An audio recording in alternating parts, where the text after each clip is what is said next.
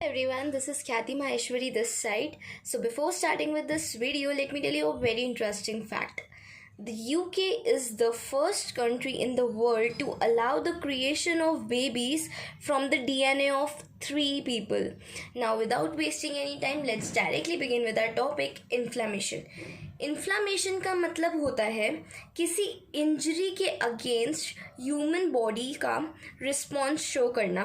ये कैरेक्टरिस्टिक है mammalian tissues का, मतलब ये मैमल्स में देखा जाता है। अब इंजरी किसी भी चीज़ की वजह से हो सकती है, फिर वो इन्फेक्शियस एजेंट्स हो जैसे कि वायरस, बैक्टीरिया, इम्यूनोलॉजिकल एजेंट हो जैसे कि antigen antibody reaction, physical agent for example heat, cold, उसके कारण अगर बॉडी में कोई इंजरी हुई है जिसके अगेंस्ट बॉडी रिस्पॉन्स शो कर रही है, या फिर केमिकल एजेंट्स हो जैसे कि कोई ड्रग हो गए या फिर ऑर्गेनिक इनऑर्गेनिक सब्सटेंसेस।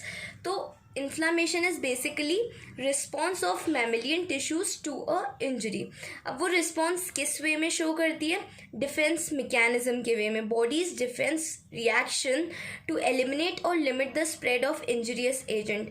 बॉडी की कोशिश होती है, डिफेंस मैकेनिज्म की कोशिश होती है कि जो एजेंट इंजरी कॉज कर रहा है उसको या तो एलिमिनेट कर दे या फिर बॉडी में उसकी ग्रोथ को, उसके स्प्रेड को लिमिट कर दे, स्टॉप कर दे। ये होने के बाद जब इन्फ्लामेशन हो जाता है और इंजरियस एजेंट्स एलिमिनेट हो जाते हैं या फिर उनका ग्रोथ रुक जाती है, उसके बाद जो नेक्रोस सेल्स और टिश्यूज़ होते हैं, मतलब ऐसे सेल्स जिनकी डेथ हो गई है, ऐसे टिश्यूज़ या सेल्स जिनकी डेथ हो गई है इंजरियस एजेंट्स के कारण, उनका रिमूवल देखने को मिलता है। This is inflammation. And mind you, inflammation is different from infection. Inflammation एक रिस्पॉन्स है जो हो रहा है इन्फेक्शन के against. Inflammation is protective response by the body to variety of etiological agents. Etiological agents मतलब कोई भी कॉजेटिव एजेंट्स जिसके कारण हमारी बॉडी प्रोटेक्टिव रिस्पॉन्स शो करती है। While infection is invasion into body by harmful microbes. Harmful microbes जब हमारी बॉडी में एंटर हो जाते हैं तो उसे हम इन्फेक्शन बोलते हैं, और उसके अगेंस्ट जो रिस्पॉन्स देखने को मिलता है उसे हम इन्फ्लामेशन देखने को मिलते हैं। नेक्स्ट पॉइंट है कार्डिनल साइंस ऑफ इन्फ्लामेशन, मतलब जिस साइट पर इन्फ्लामेशन हो रहा है उस साइट पर हमें क्या सिम्टम्स, क्या साइंस देखने को मिलते हैं, मतलब क्या चीज़ ऑब्जर्व होती है। सबसे पहला होता है र्यूबर। र्यूबर मतलब उस एरिया में, उस साइड पर रेडनेस देखने को मिलेगी। R for rubor, R for redness. Then tumour. Tumour को हम स्वेलिंग से ऐसे कंपेयर कर सकते हैं जैसे जब ट्यूमर होता है, सेल्स बहुत ज़्यादा प्रोलिफरेट होता है, तो मतलब एक तरीके से स्वेलिंग हो जाए, होएगी नहीं बट हम स्वेलिंग को उस तरीके से देख सकते हैं, उस एरिया में फ्लूइड इंक्रीज हो जाता है, तो ट्यूमर को हम कहते हैं, ट्यूमर हम यूज़ करते हैं स्वेलिंग के लिए। उसके बाद कैलर। कैलर डिराइव हुआ है कैलोरी से। कैलोरी हीट की मेजरिंग यूनिट है, तो उस एरिया में हीट देखने को मिलती है जिसे हम बोलते हैं calor. Then dolor. Dolor is pain, हमें उधर फील होता है। देन वन मोर थिंग, ये तो 4 मेजर चीज़ें हैं, र्यूबर, कैलर, ट्यूमर एंड डोलर। उसके बाद वर्चो ने बाद में ऐड की थी एक और इम्पॉर्टेंट चीज़, वो है फंक्शियोलीजा। फंक्शियोलीजा का मतलब होता है उस साइट में फंक्शन लॉस भी हमें देखने को मिलता है। तो क्या क्या साइंस हो गए? Redness, heatness, swelling, pain and loss of function, ये इसके कार्डिनल साइंस है। फिर उसके बाद आता है टाइप्स ऑफ इन्फ्लामेशन। 2 टाइप्स के इन्फ्लामेशन होता है, acute inflammation and chronic inflammation. Acute inflammation हमें देखने को मिलता है शॉर्ट ड्यूरेशन में। शॉर्ट ड्यूरेशन मतलब इन्फ्लामेशन हुआ और 2 वीक्स से पहले या फिर 2 वीक्स के अंदर ही अंदर इन्फेक्शियस एजेंट जो है, इंजरियस एजेंट जो है वो एलिमिनेट हो गया और इन्फ्लामेशन स्टॉप हो गया, इसे हम बोलते हैं अक्यूट इन्फ्लामेशन। और क्रोनिक इन्फ्लामेशन होता है लॉन्गर ड्यूरेशन के लिए।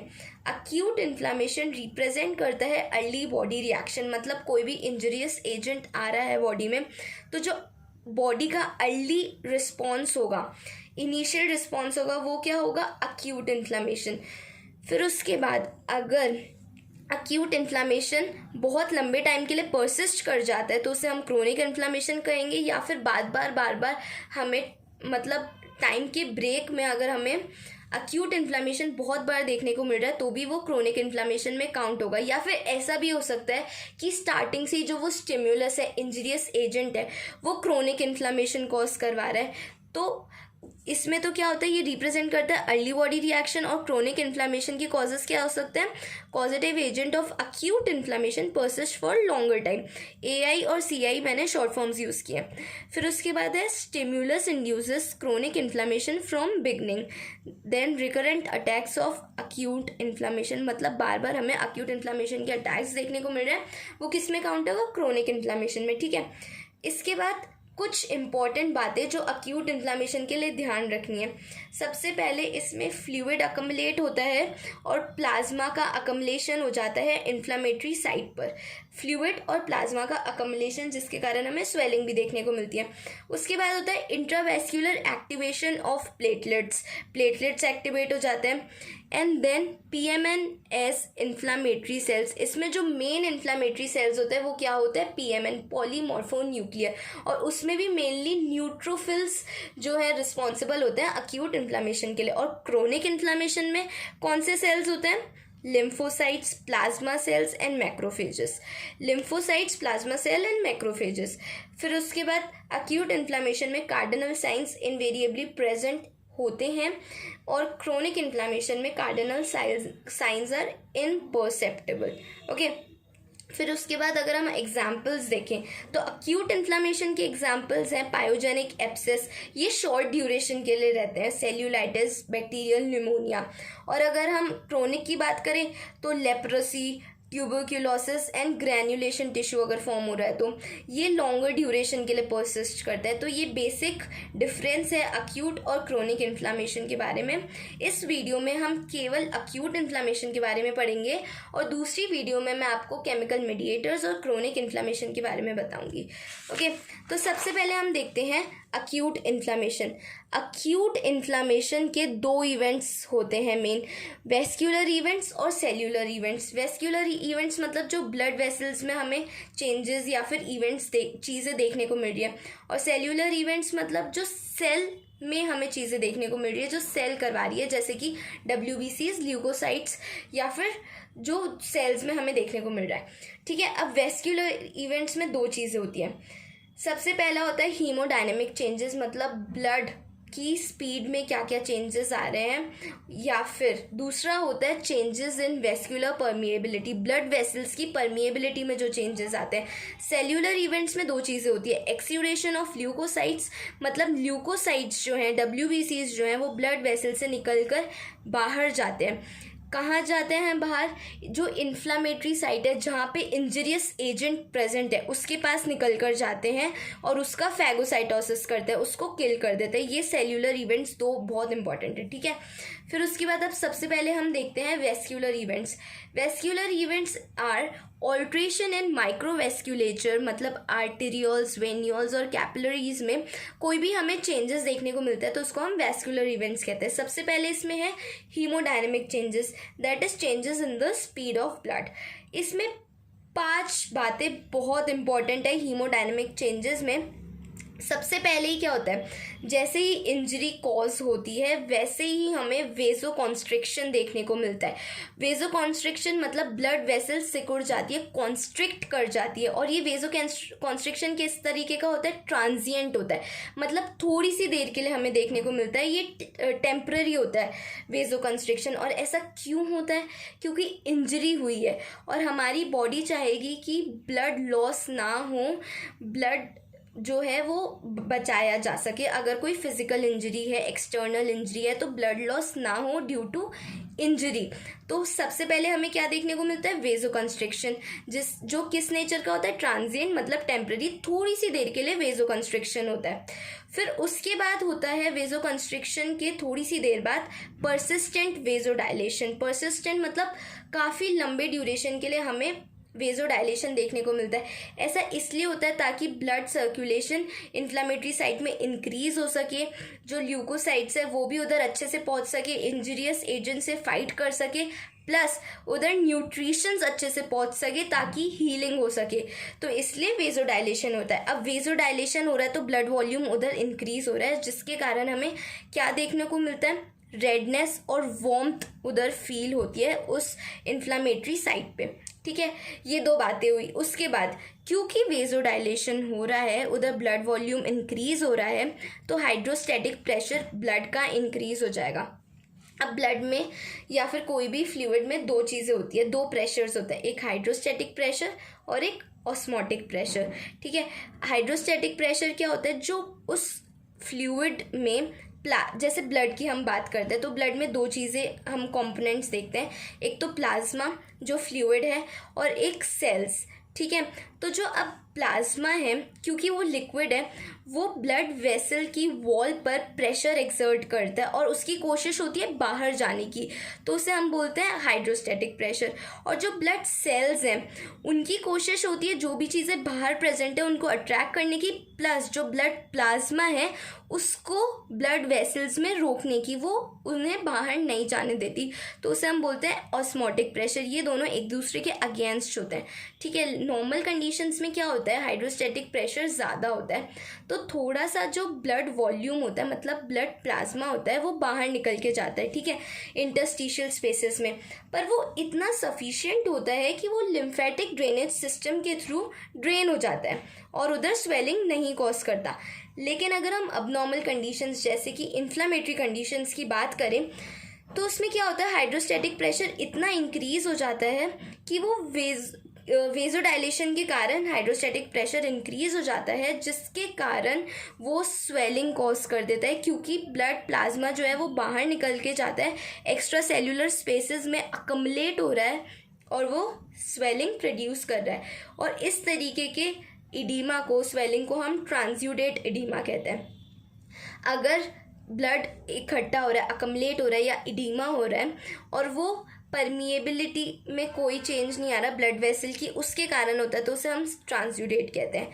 और अगर ब्लड वेसल की परमिएबिलिटी चेंज हो रही है जिसके कारण इडीमा फॉर्म हो रहा है, उसे हम बोलते हैं एक्सूडेट इडीमा। इसको हम ईपी से याद कर सकते हैं, एक एक्रोनिम है EP. E stands for exudate and P stands for permeability. तो अगर ब्लड वेसल की परमिएबिलिटी चेंज हो रही है तो उस केस में हमें कैसा एडिमा देखने को मिलेगा, एक्सूडेट एडिमा, क्योंकि परमिएबिलिटी बहुत ज़्यादा इंक्रीज हो रही है जिसके कारण ईजीली ब्लड फ्लो हो रहा है बाहर की तरफ और इकट्ठा हो रहा है, अकमलेट हो रहा है और एडिमा कॉज कर रहा है। ठीक है, तीसरा पॉइंट क्या हुआ, हाइड्रोस्टैटिक प्रेशर इंक्रीज हो रहा है जिसके कारण हमें स्वेलिंग देखने को मिल रही है। फिर उसके बाद आता है स्टैसिस या फिर स्लोइंग ऑफ माइक्रो सर्कुलेशन। अब जो ब्लड फ्लो हो रहा था, ठीक है, वो बहुत धीरे धीरे फ्लो करने लग जाता है, या फिर जो जहाँ पे इन्फ्लामेशन हो रहा है उस साइड पर आकर स्टैसिस मतलब स्टॉप हो जाता है, रुक जाता है। अगर ऐसा होगा तो क्या होगा, उस एरिया में ब्लड सेल्स का कंसंट्रेशन इंक्रीज करेगा, ब्लड की विस्कोसिटी इंक्रीज करेगी, मतलब जो ल्यूकोसाइट्स हैं वो इजीली अवेलेबल हो पाएंगे इन्फ्लामेटरी साइट पे, ये इसलिए होता है। ठीक है, कंसंट्रेशन इंक्रीज हो जाती है। अब क्या होता है, फिफ्थ पॉइंट है ल्यूकोसाइटिक मार्जिनेशन।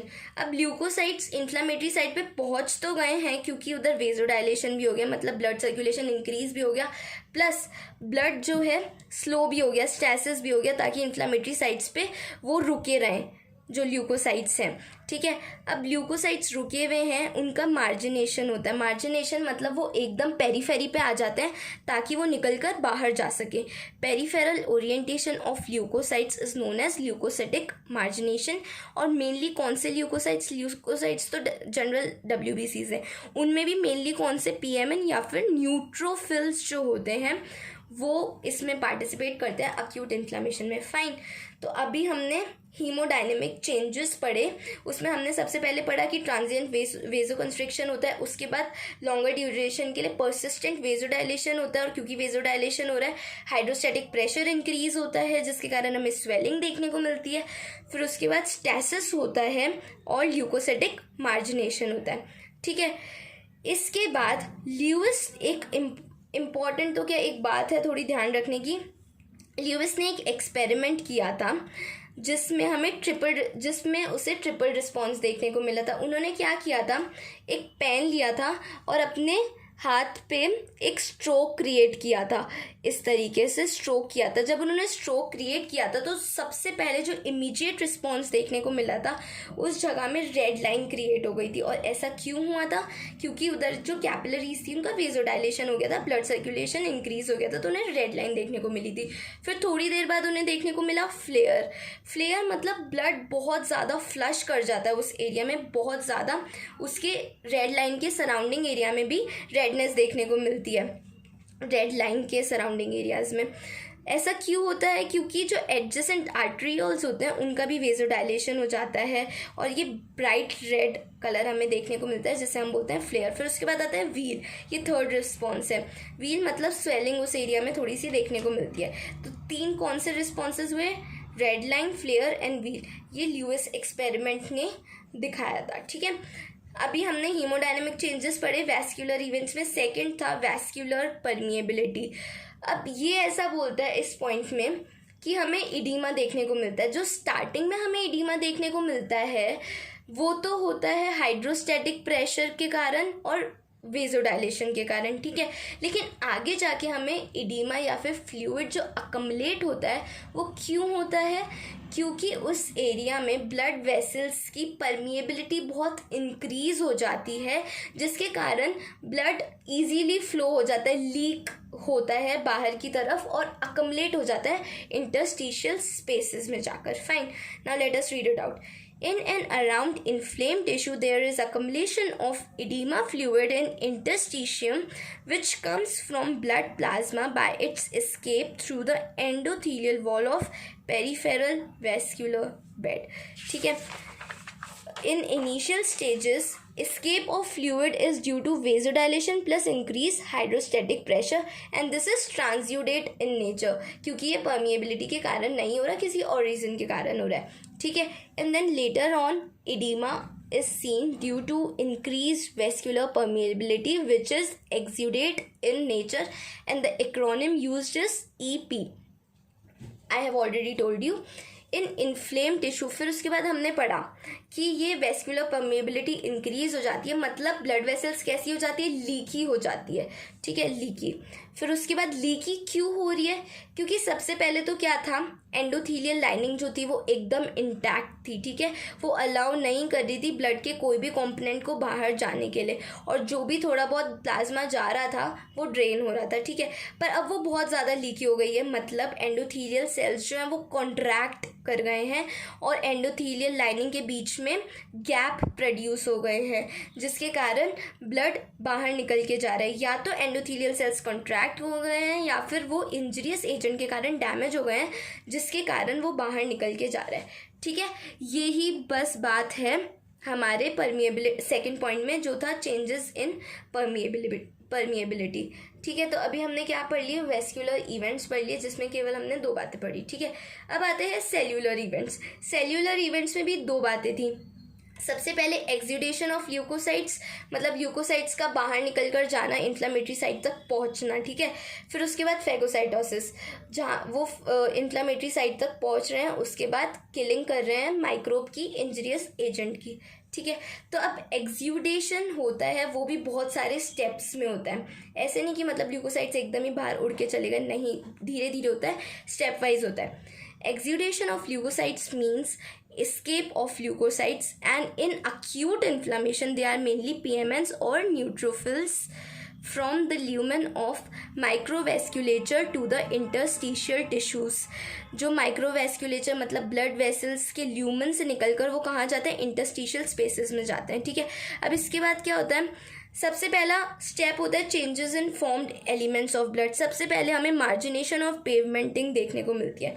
हमने पढ़ा था वेजोडाइलेशन होता है अर्ली स्टेज में, उस दौरान क्या होता है? स्टैसिस होती है, स्लोइंग हो जाती है ब्लड सर्कुलेशन की, ठीक है।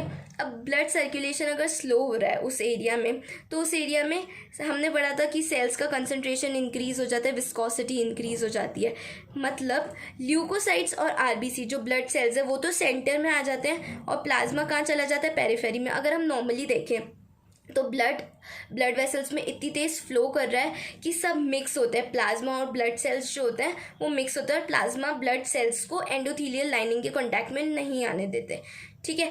पर अभी क्या हो रहा है? स्लो हो रहा है, ब्लड सर्कुलेशन स्लो हो रहा है, तो सेल्स भी अपनी जगह रुकेंगे और जो प्लाज्मा है वो तो पेरीफेरी में आ रहा है, साइड में आ रहा है अगर हम इस डायग्राम में देखें, और सेंट्रल स्ट्रीम बन रही है किसकी, ब्लड सेल्स की, ठीक है। ये हो रहा है स्लोइंग के कारण। फिर उसके बाद क्या होता है, अब धीरे धीरे प्लाज्मा निकल के बाहर जाता है, इसे तो हम क्या कहते हैं, मार्जिनेशन कहते हैं। अब प्लाज्मा जब बाहर निकल के जा रहा है तो जो सेल्स होते हैं ये पूरी स्पेस को ऑक्यूपाई कर लेते हैं, मतलब अभी तो केवल सेंट्रल स्ट्रीम थी, अब ये वाइड हो जाते हैं अपनी स्पेस में, क्योंकि ये उस स्पेस को ऑक्यूपाई कर लेते हैं। इसे हम बोलते हैं पेवमेंटिंग। जो सेल्स होते हैं वो एंडोथीलियल लाइनिंग के पास आकर एक पेवमेंट जैसा बना लेते हैं, एक पेवमेंटिंग फॉर्म कर देते हैं। Due to loss of plasma by exudation, central stream of cells widen। जो सेंट्रल स्ट्रीम होती है सेल की वो तो वाइड हो जाती है, और peripheral plasma zone becomes narrower. ऐसा क्यों होता है, एक्सुडेशन के कारण। एक्सुडेशन मतलब जो परमिएबिलिटी है वो इंक्रीज हो रही है, जिसके कारण प्लाज्मा जो है वो बाहर निकल के जा रहा है, सेंट्रल स्ट्रीम वाइड हो रही है, और जो प्लाज्मा जोन है वो नैरो होता जाता है, क्योंकि प्लाज्मा बचता नहीं है इतना, वो बाहर निकल के जा रहा है तो वो नैरो हो रहा है। इसे हम मार्जिनेशन बोल रहे हैं, मतलब जो सेल्स है वो मार्जिन की तरफ मूव कर रहे हैं। ओके फिर उसके बाद as a result of this redistribution neutrophils of the central column come close to the vessel wall and called as pavementing. वो वेसल वॉल के पास में आ जाते हैं, एक पेवमेंट जैसा स्ट्रक्चर फॉर्म कर देता है। तो सबसे पहले तो हमने ये पढ़ा, मार्जिनेशन एंड पेवमेंटिंग। सेकेंड क्या होता है, जो सेल्स होते हैं, ल्यूकोसाइट्स होते हैं, न्यूट्रोफिल्स होते हैं, वो रोल करते हैं एंडोथीलियल लाइनिंग पे, प्लस एडहेशन फॉर्म कर देते हैं, मतलब रोल हुए एंडोथीलियल लाइनिंग पे बाहर निकल रहे हैं, और उधर एक बॉन्ड भी फॉर्म कर लेते हैं ल्यूकोसाइट्स एंडोथीलियल लाइनिंग के साथ, मतलब उधर चिपक जाते हैं, ऐसे नहीं कि रोल करते ही उतर जाते हैं, ठीक है। Peripherally marginated and pavemented neutrophils slowly roll over the endothelial cell lining, जिसे हम बोलते हैं rolling, and this is followed by a transient, मतलब एक टेम्पररी बॉन्ड फॉर्म होता है between the leukocytes mainly neutrophils and endothelial cells becoming firmer, मतलब इनका एक बॉन्ड बनता है जिसे हम एडहेशन बोलते हैं। ओके अब ये एडहेशन किस मॉलिक्यूल्स के द्वारा होता है, CAM molecules, cell adhesion molecules. इनमें क्या क्या आता है, सेलेक्टिन्स आते हैं, P selectin, L selectin, E selectin, integrins आते हैं, β1 and β2 integrins, and then immunoglobulin gene super family adhesion molecules. ये एडहेशन में हेल्प करते, किसके एडहेशन में, ल्यूकोसाइट्स के, मेनली न्यूट्रोफिल्स, और एंडोथीलियल लाइनिंग के एडहेशन में ये हेल्प करते हैं। अब एडहेशन ज़रूरी क्यों है, ट्रांसमाइग्रेशन के लिए ज़रूरी है। अभी हमने पढ़ा जो न्यूट्रोफिल्स थे वो रोल हुए, ठीक है, पहले वो मार्जिन पे आ गए थे, एकदम पेवमेंट फॉर्म कर लिए थे, फिर उसके बाद वो एंडोथीलियल लाइनिंग पे रोल होते हैं, ठीक है। अब वो रोल हो रहे हैं और एक एडहेशन फॉर्म कर रहे हैं, ठीक है, मतलब एंडोथीलियल लाइनिंग के एकदम चिपके हुए हैं। चिपकना उनका इसलिए ज़रूरी है ताकि वो चिपक कर जा सके इन्फ्लामेटरी साइट तक, उड़ के तो जाएंगे नहीं, तो उनको कुछ चाहिए होता है जिसके थ्रू वो जा सके, मतलब वो एंडोथीलियल लाइनिंग के ज़रिए जाते हैं इन्फ्लामेटरी साइट तक, उसे हम बोलते हैं एमिग्रेशन या फिर ट्रांसमाइग्रेशन। ट्रांसमाइग्रेशन है कि एंडोथीलियल लाइनिंग के थ्रू वो माइग्रेट कर रहे हैं इन्फ्लामेटरी साइट तक। फिर एमिग्रेशन है वो बहुत सारी चीज़ों को क्रॉस कर जैसे endothelial lining, basement membrane, perivascular, myofibroblast matrix, इन सब चीज़ों को क्रॉस कर फाइनली ब्लड वेसल से निकल जाते हैं, एमिग्रेट होते हैं, इन्फ्लामेटरी साइट पर पहुंचते हैं और उधर इंजूरियस एजेंट्स के साथ फैगोसाइटोसिस करते हैं, ठीक है। अब एमिग्रेशन के बारे में थोड़ा पढ़ लेते हैं। After neutrophil endothelial adhesion, neutrophils move along the endothelial surface till a suitable site, मतलब inflammatory site between the endothelial cells is found where neutrophils throw out cytoplasmic pseudopods। पहले वो डिटैच होते हैं, इन्फ्लामेटरी साइट पे पहुंचते हैं, फिर उसके बाद वो स्यूडोपोड्स फॉर्म करते हैं ताकि वो इनगल्फ कर सके इंजीरियस एजेंट को। Along with the neutrophils, red cells also escape by a gap between endothelial sales.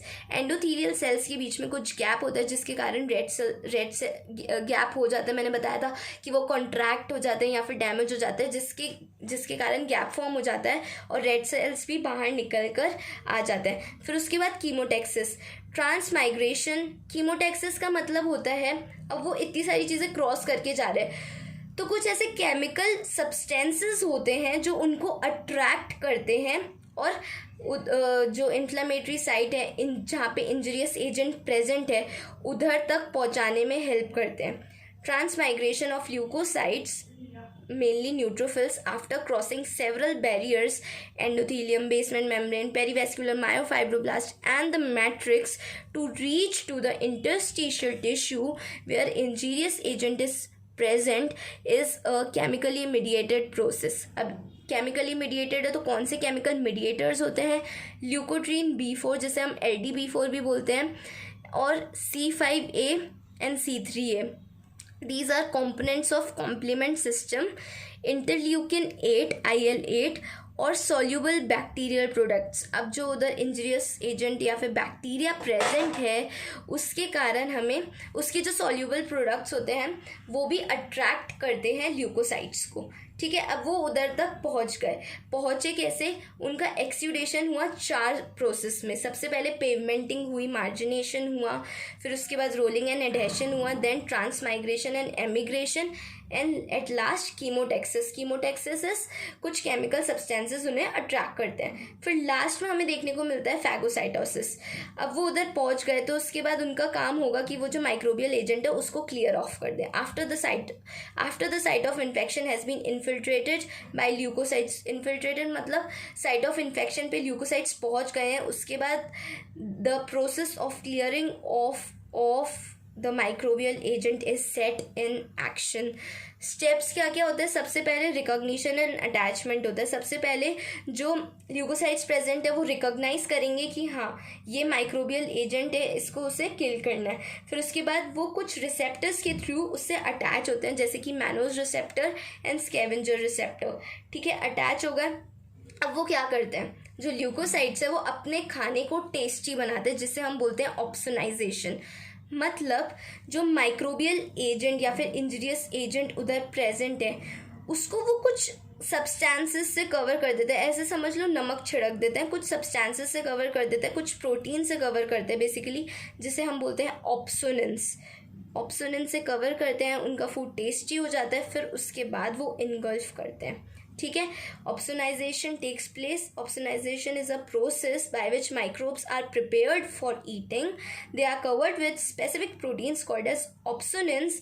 Then engulfment takes place. Engulfment कैसे होता है? वो साइटोप्लाज्मिक स्यूडोपोड्स रिलीज करते हैं जिसके कारण वो इनगल्फ कर लेता है। फिर उसके बाद इनगल्फ कर लिया, माइक्रोब उनके अंदर आ गया, उसके बाद उसका हाइड्रोलाइटिक एंजाइम्स के थ्रू किलिंग और डिग्रेडेशन हमें देखने को मिलता है। Fine, this is all about acute inflammation. मैं एक बार रिवाइज कर लेते हैं। सबसे पहले इन्फ्लामेशन में हमने जनरल इंट्रोडक्शन पढ़ा, उसकी डेफिनेशन पढ़ी, कार्डिनल साइंस पढ़े, उसके बाद हमने टाइप्स ऑफ इन्फ्लामेशन पढ़े, अक्यूट एंड क्रोनिक इन्फ्लामेशन। फिर उसके बाद हमने अक्यूट इन्फ्लामेशन में 2 मेन इवेंट्स पढ़े, vascular events and cellular events. Vascular events में हमने 2 चीज़ें पढ़ी थी, haemodynamic changes and changes in vascular permeability. Haemodynamic में हमने क्या क्या पढ़ा था? सबसे पहले वेजो कंस्ट्रिक्शन होता है, फिर वेजो डायलेशन होता है, फिर वेजो डायलेशन के कारण हाइड्रोस्टैटिक प्रेशर इंक्रीज हो जाता है जिसके कारण हमें स्वेलिंग देखने को मिलती है। फिर उसके बाद हमने पढ़ा था कि उस एरिया में स्टैसिस या फिर स्लोइंग हो जाता है सर्कुलेशन का, ल्यूकोसाइट्स अवेलेबल हो जाते हैं उधर, और उसके बाद ल्यूकोसिटिक मार्जिनेशन हमें देखने को मिलता है। ये सारी बातें हमने पढ़ी थी हीमोडायनेमिक चेंजेस में, जो किसका पार्ट है? वैस्कुलर इवेंट्स का। ठीक है, फिर सेकेंड पॉइंट हमने पढ़ा था चेंजेस इन वैस्कुलर परमिएबिलिटी, हमने ये पढ़ा था कि सबसे पहले जो इडीमा फॉर्म होता है वो ट्रांसयूडेट होता है और वो हाइड्रोस्टैटिक प्रेशर इंक्रीज हो जाता है और वेजोडाइलेशन होता है, इसके कारण हमें देखने को मिलता है। और बाद में हमें क्यों देखने को मिलता है, क्योंकि वैस्कुलर परमिएबिलिटी इंक्रीज हो जाती है, इसके कारण हमें इडीमा देखने को मिलता है और वो कैसा होता है, एक्सिउडेट होता है इन नेचर। ठीक है, ये बातें हमने पढ़ी थी। उसके बाद आते हैं सेल्यूलर इवेंट्स, जिसमें हमने सबसे पहले पढ़ा था एक्सुडेशन ऑफ ल्यूकोसाइट्स, जिसमें हमने 4 बातें पढ़ी थी। सबसे पहले pavementing and margination, then rolling and adhesion, then transmigration और एमिग्रेशन, फिर कीमोटेक्सिस। ठीक है, और लास्ट हमने पढ़ा था फैगोसाइटोसिस, जो सेल्यूलर इवेंट का सेकेंड पॉइंट था। So this is all about acute inflammation. I hope आप लोगों को समझ आया होगा। Thank you so much for watching the video, and if you want the pictures of my notes you can refer to my Instagram page by the name caduceus_khyati। and दूसरी video में मैं chronic inflammation और chemical mediators के बारे में explain करूँगी। Thank you.